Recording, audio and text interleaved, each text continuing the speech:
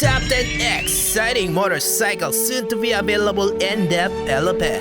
And for this list, my dudes, ito ang mga highly anticipated na motor na siguradong mas lalo pang magpapainit ng kompetisyon sa Philippine market. First up in our list is the new lineup of 490 series from KTM. Hindi lang isa, hindi rin dalawa, but 5 motor sa bagong KTM 490 category. Bali meron silang bagong sport bike and naked bike, isang adventure at 2 variant ng dual purpose supermoto. So why bakit? Should you be excited sa bagong 490 series? Well, hindi lang sa magiging legit na expressway bike ito, but dahil na rin sa kanyang bagong engine platform that is now using a parallel twin cylinder with 285-degree crankshaft that should sounded kinda like this.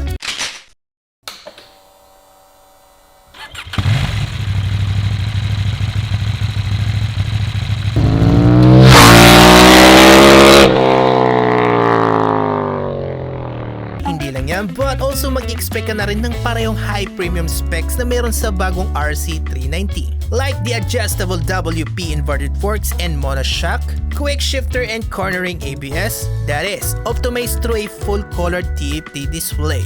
Although, as of right now, it is said na 490 series natin ay nasa pre-development stage pa lamang. That is expected to be unveiled next year of 2022.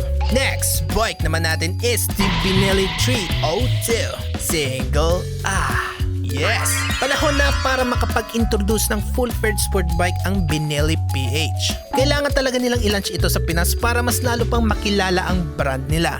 And what better way to do it than introducing a brand spanking new sport category that has the looks and sound of a typical inline 4 super sport.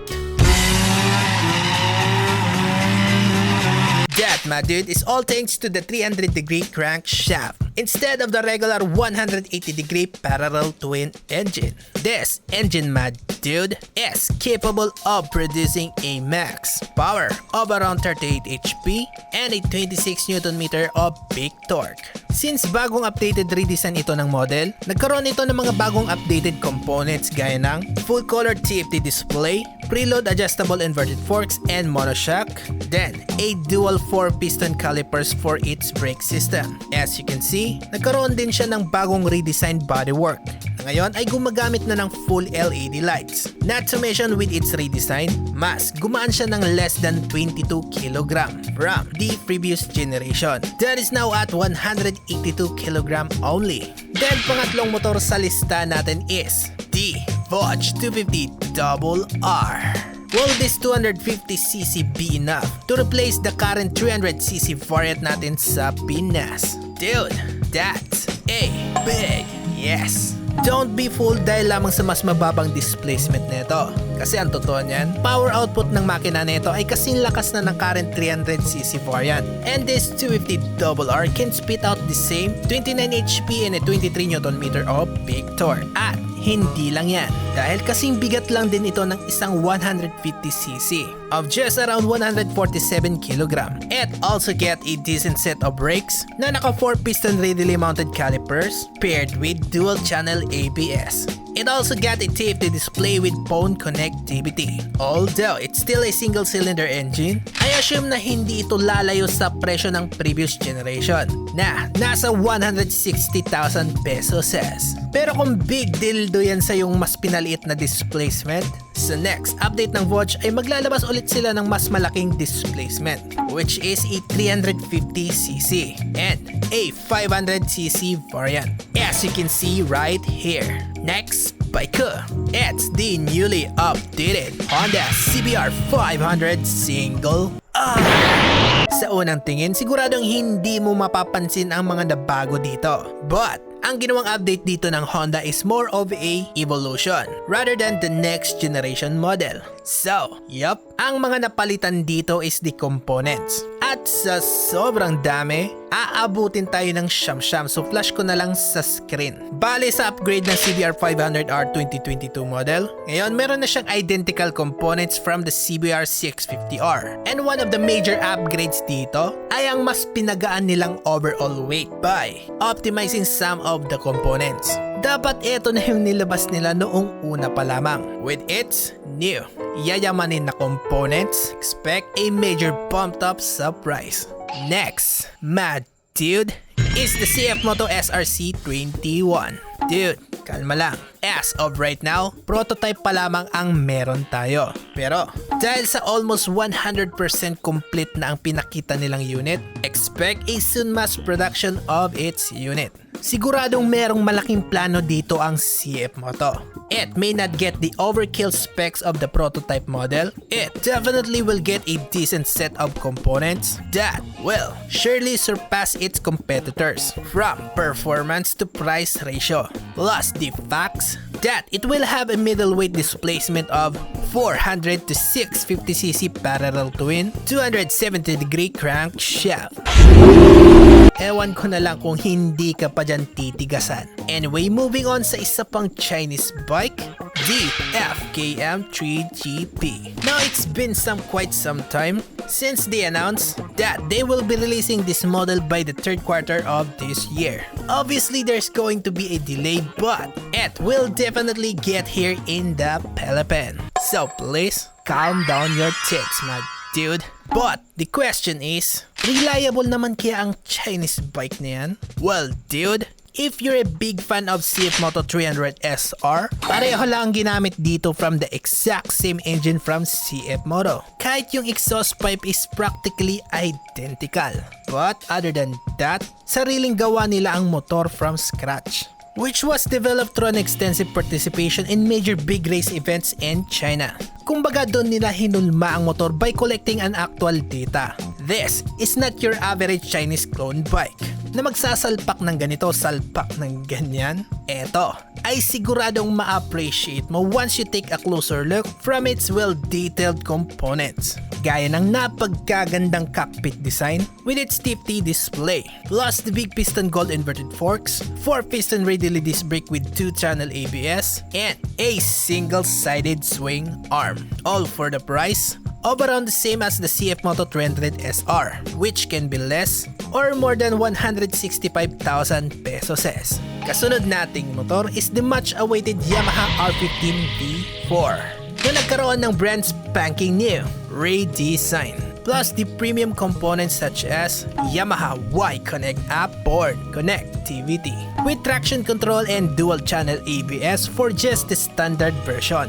Kasi meron pa itong premium M version and the MotoGP edition na merong additional upshift quick shifter at ang pinaka-inaabangan nating updated looks, which now has the YZF R series DNA from its bigger brother, the YZF R7. Now, my dudes, kung anong kinaganda ng binigay sa atin ng Yamaha, dapat suklian din natin yan ng mas maganda. So, expect a price increase for the next gen model. Next is we got a bike from Kawasaki. It's the Kawasaki Z900 SE or the Special Edition.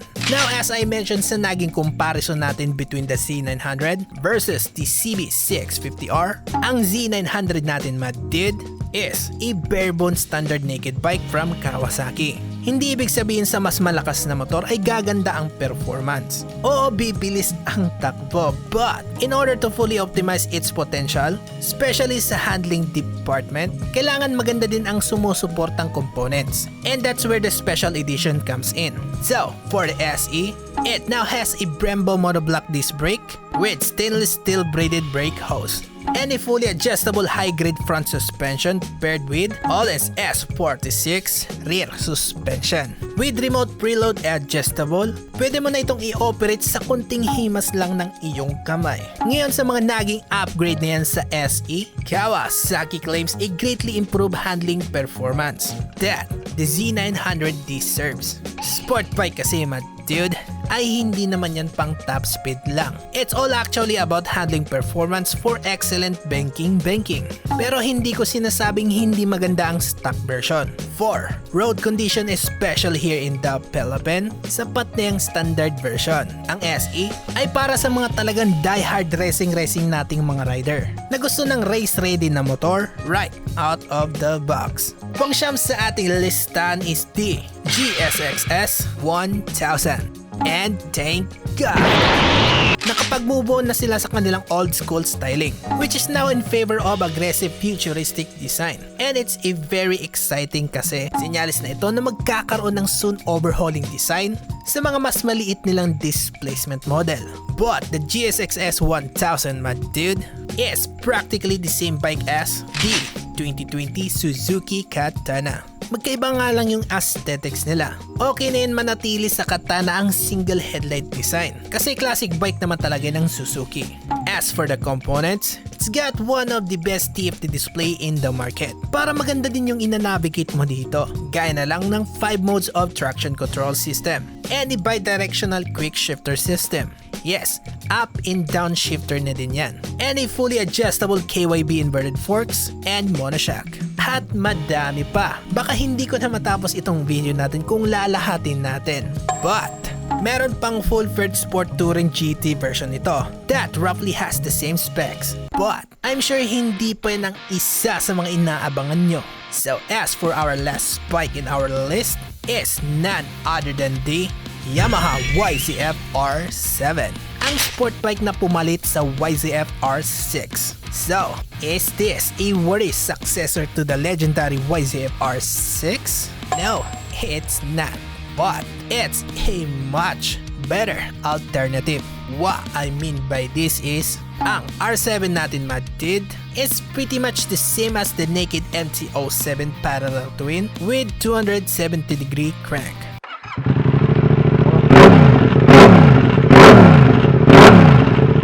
With the full fairings and fully adjustable KYB inverted forks connected to a 333 clamp. Basta clip-ons, mag-expect ka na ng aggressive riding posture na hindi lalayo sa R6. Other components is an optional upshift quick shifter, radial master cylinder with 4-piston radial mounted calipers, and a new full LCD display. And that's pretty much it. No riding modes and its other electronic goodies. Ito ay para maging reasonable pa rin ang price niya sa market na hindi lalayo sa presyo ngayon ng MT-09, which is around 629,000 pesos. As for the availability ng mga na-feature nating motor sa Pinas, magdedepende na lang yan sa supplier and shipping condition. But most of this bike, my dude, will be released in the upcoming months. Ang matatagalan lang dito is the KTM 490 and the CF Moto SRC 21. Nasa ngayon ay nasa pre-development stage pa lang. And it is said to be unveiled last quarter of the year 2022. But take notes, my dude. Gusto ko lang malaman nyo na habang ginagawa ko itong video na ito ay meron pang mga upcoming news and announcement ng mga mas bago pang motor. At para maging alerto ka sa mga balita, pindutin mo lang itong logo natin at mag-subscribe sa channel.